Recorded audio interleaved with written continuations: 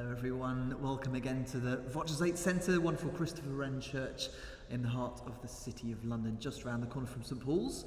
And we are celebrating the 10th anniversary of the VOCES8 Foundation, being able to use the church as our base and our centre.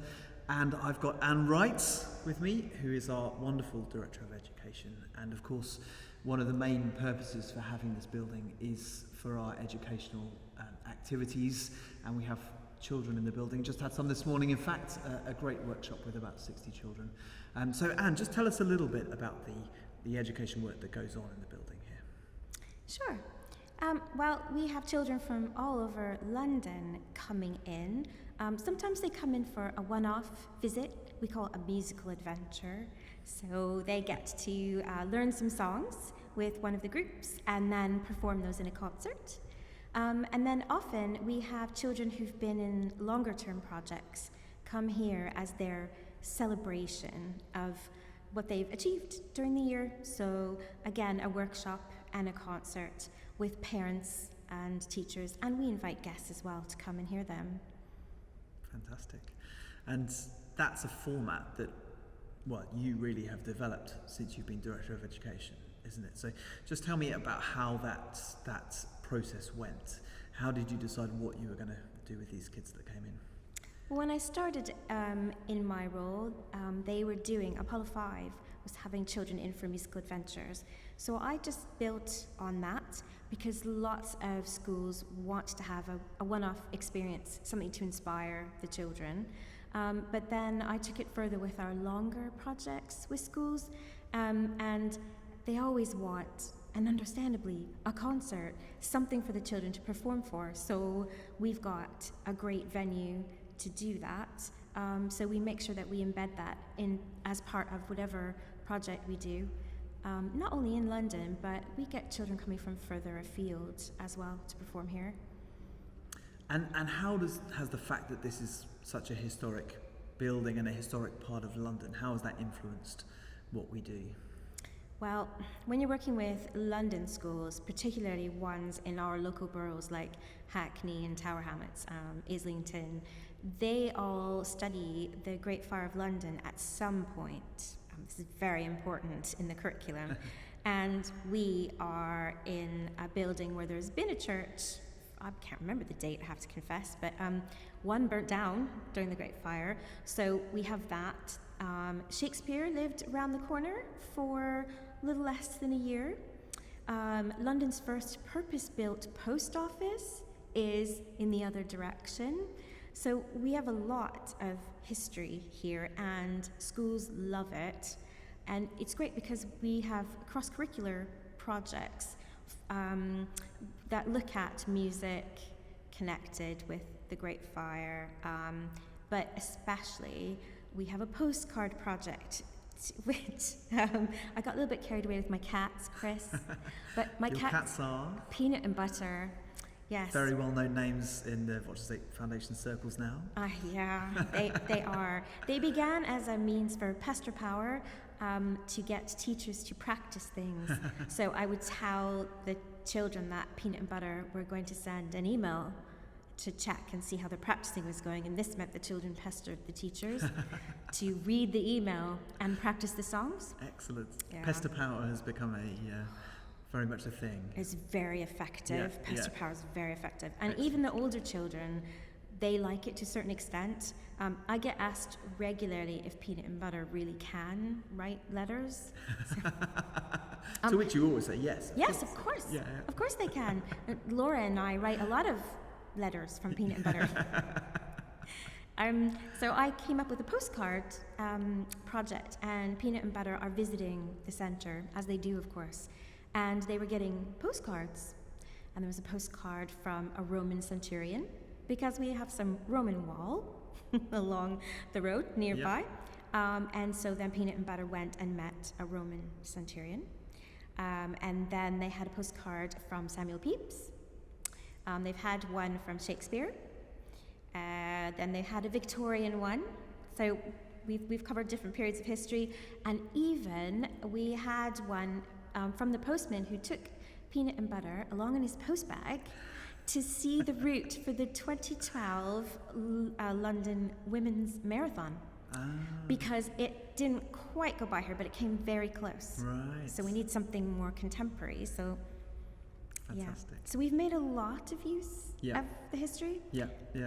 And just, it's about 2 weeks ago, we had a class in here that hadn't done Peanut and Butter's Postcard Adventure, but was telling the children that the church that was originally here burnt down in the Great Fire.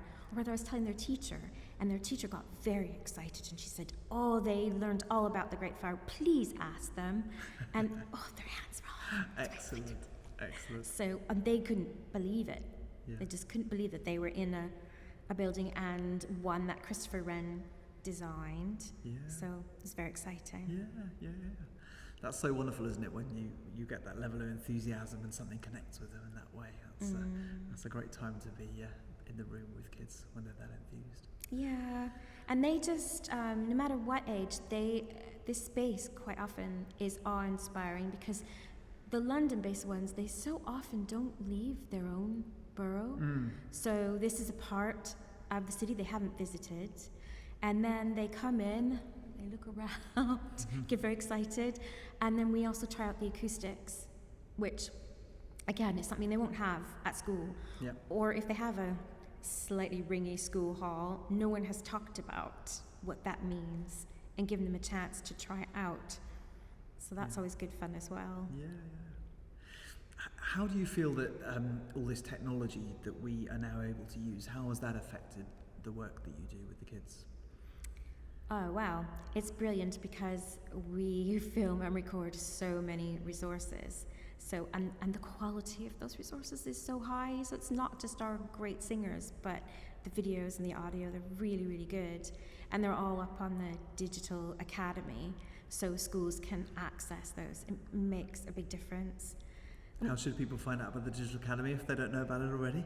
So they should visit www.VOCES8, not Digital Academy, or just visit the VOCES8 or VOCES8 Foundation website, and they'll find a link. And there are some free materials there, so they can access those to explore. Excellent. We also have schools in who want to be filmed or recorded. So we have done a little bit of that, which is hugely exciting. We had one group that they were 11 and 12 years of age, and then of course the older ones, secondary school age. Especially so if they've never done anything like that before, it's quite an experience. Yeah. And we've been able to link up with schools across the pond as well, haven't we?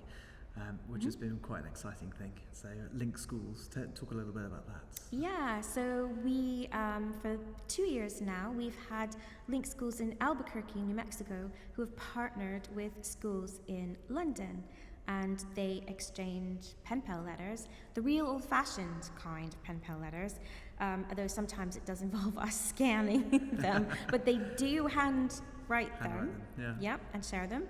And they share songs, so they will learn the same songs, but one country will learn theirs first, then we'll send a little video to the other so they can hear it, and then they learn it. And we even had a Zoom meet between a class in Hackney and a class in Albuquerque. So we were able to contend with the 7-hour time difference.